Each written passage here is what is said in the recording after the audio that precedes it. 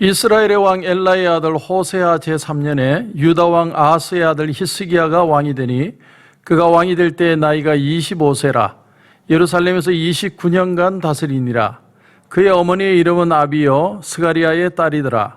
히스기야가 그의 조상 다윗의 모든 행위와 같이 여호와께서 보시기에 정직하게 행하여 그가 여러 산당들을 제거하며 주상을 깨뜨리며 아세라 목상을 찍으며 모세가 만들었던 놋뱀을 이스라엘 자손이 이때까지 향하여 분향함으로 그것을 부수고 느후사단이라 일컬었더라.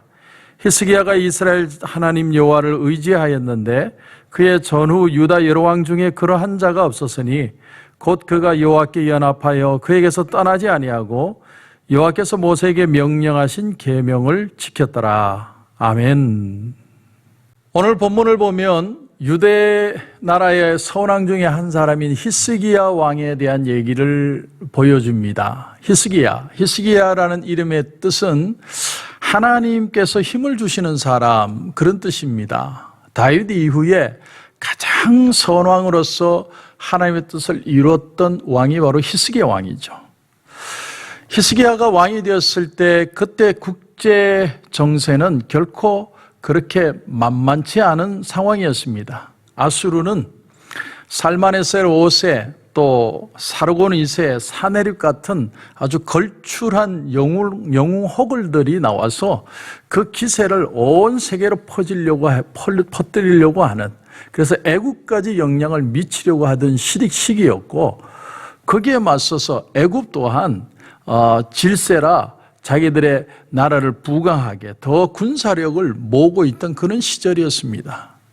그 중간에 유다가 있었고, 유다는 어쩔 수 없는 이런 국제 정세에 의해서 국제적인 소용돌이에 휘말릴 수밖에 없는 그런 상황에 있던 때에 히스기야가 왕이 된 것입니다. 여러분, 우리의 삶도 한번 보십시오.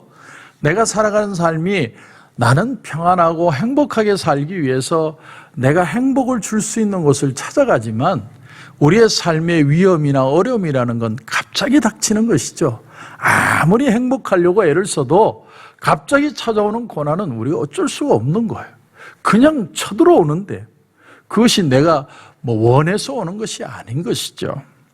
그런데 한 가지 우리가 오늘 말씀을 연구하면서 먼저 생각할 것은, 우리가 어려운 일을 당할 때 왜 이런 일이 일어나지? 아무리 생각을 해도 그 답이 없다는 거예요. 왜? 이런 일은 하나님의 큰 섭리에 의해서 우리가 이해할 수 없는 일들이기 때문입니다. 그걸 이해하려고 앉아서 아무리 따져봐야 우리는 알 수 없는 거예요. 가장 좋은 방법은 뭐냐면 하나님 앞에 다시 무릎을 꿇는 겁니다. 그것이 가장 좋은 방법이에요. 왜? 하나님이 내 인생을 책임져 주시기 때문에. 자, 우선 오늘 3절을 한번 보십시오. 히스기야가 그의 조상 다윗의 모든 행위와 같이 여호와께서 보시기에 정직하게 행했다.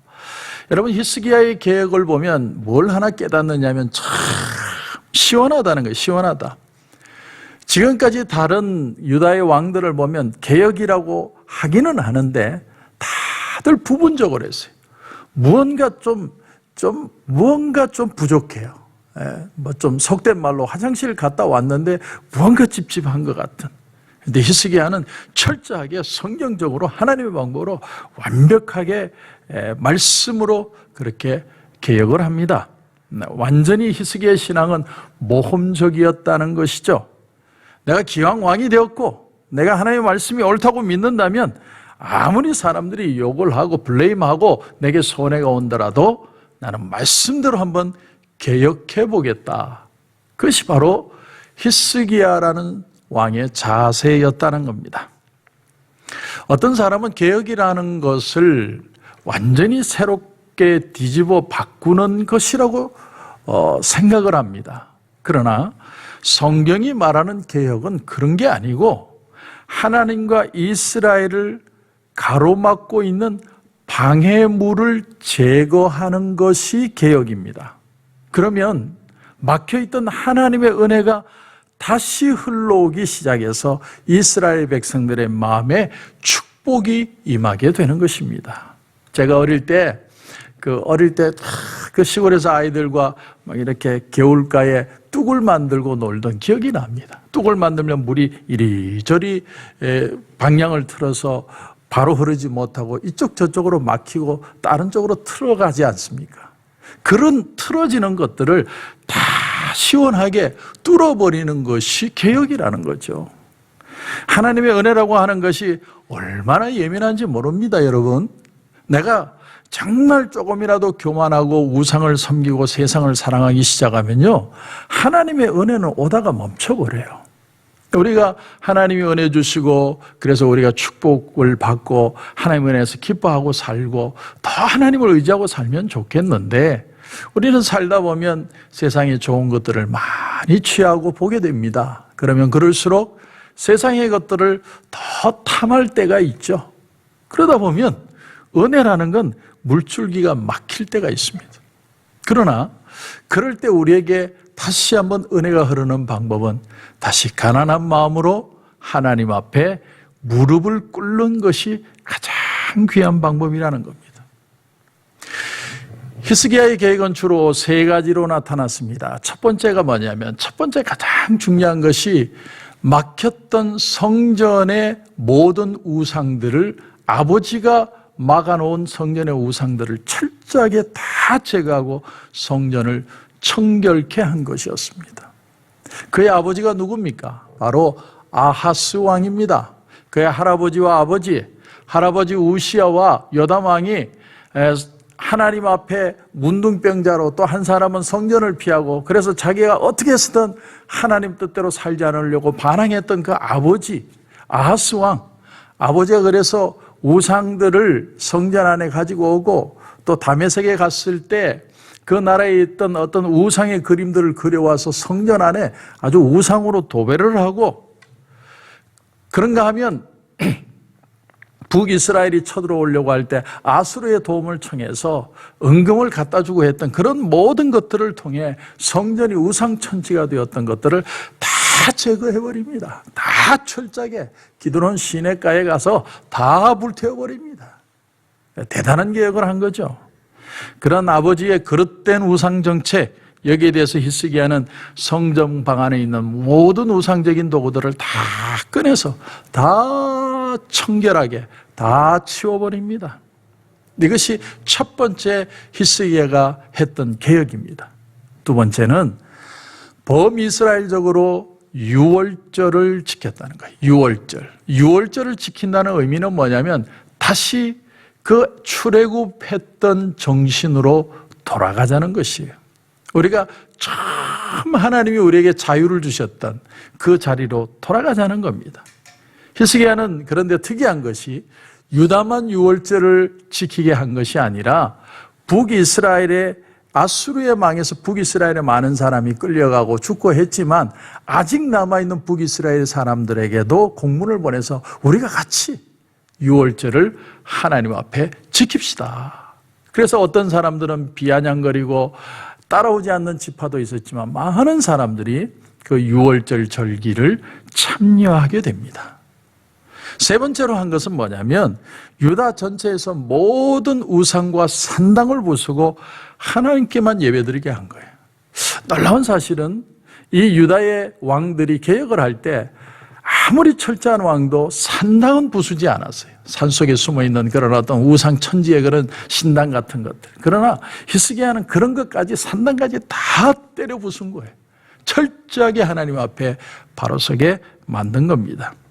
히스기야는 신앙적인 환경에서 자란 사람이 아닙니다. 불신앙적인 환경에서 자랐어요. 자기 아버지 아하스가 할아버지 아버지에게서 얻었던 어떤 그런 상처 때문인지 하나님 앞에 반항하는 그런 불신앙적인 환경에서 자랐습니다.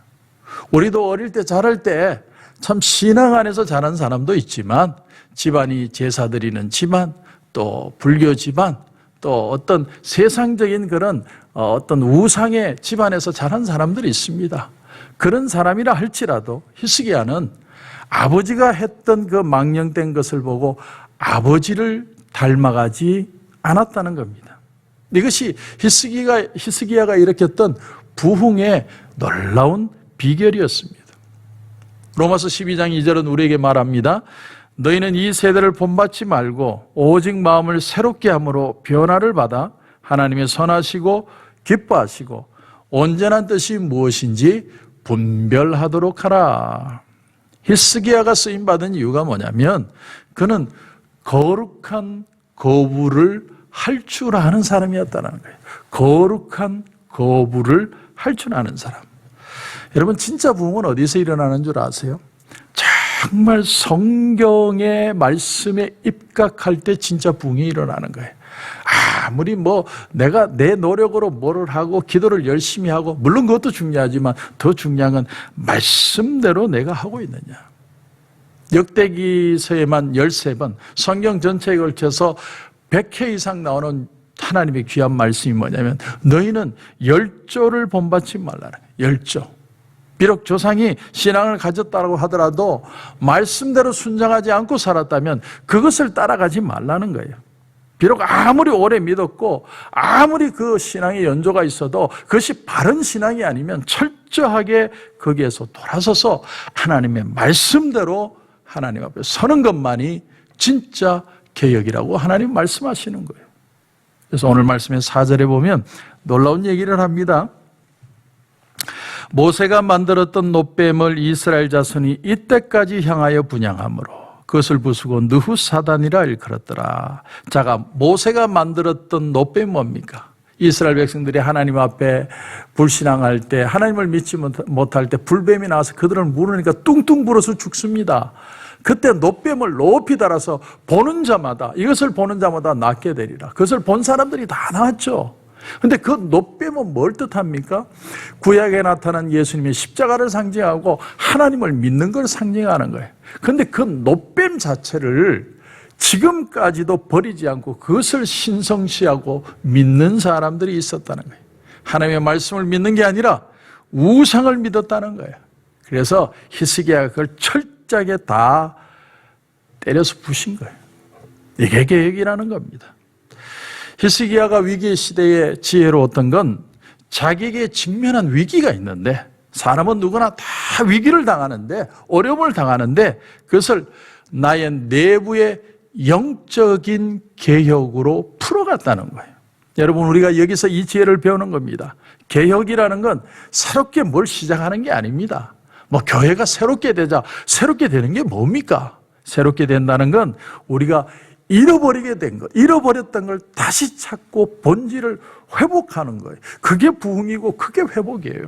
말씀을 잃어버렸다면 말씀의 자리로 다시 돌아오는 것이고, 내가 교만했다면 겸손한 자리로 다시 돌아오면 되는 것입니다. 피아노를 오래 치다 보면 음이 쭉쭉 늘어져서 음이 이제 이렇게 처지죠. 음이 달라집니다.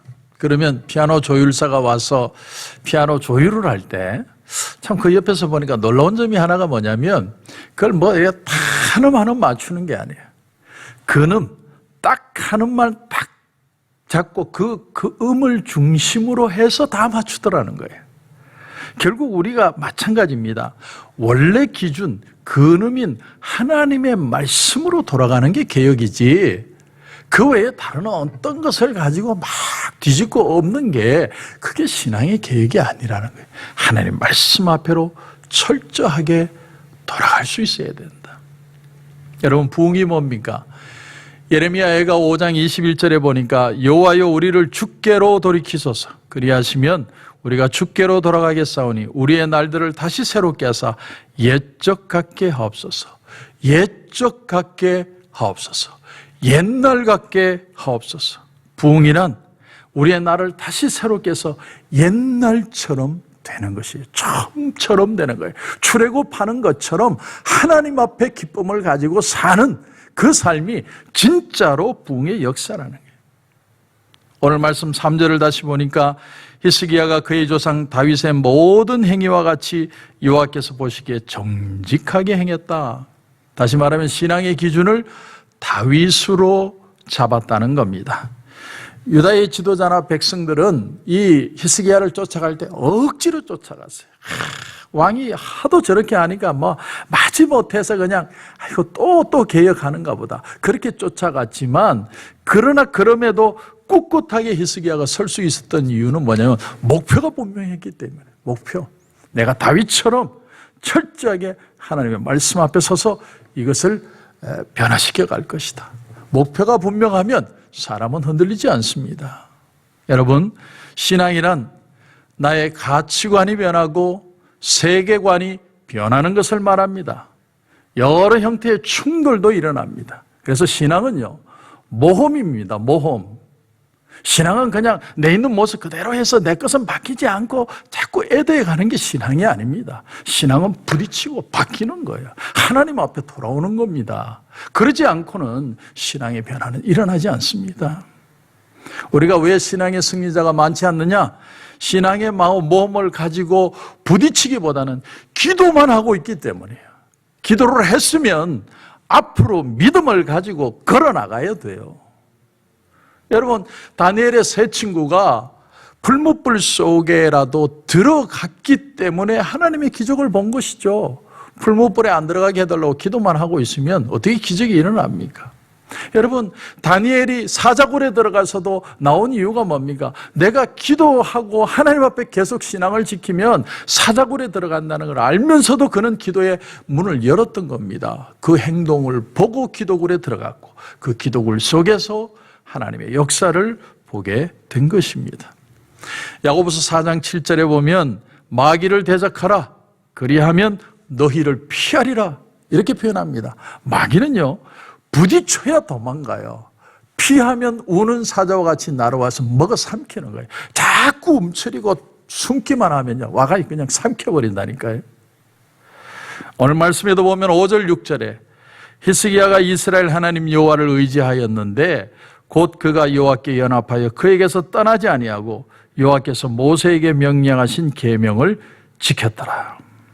하나님을 의지한다는 건 하나님을 꼭 붙어 있는 걸 말합니다.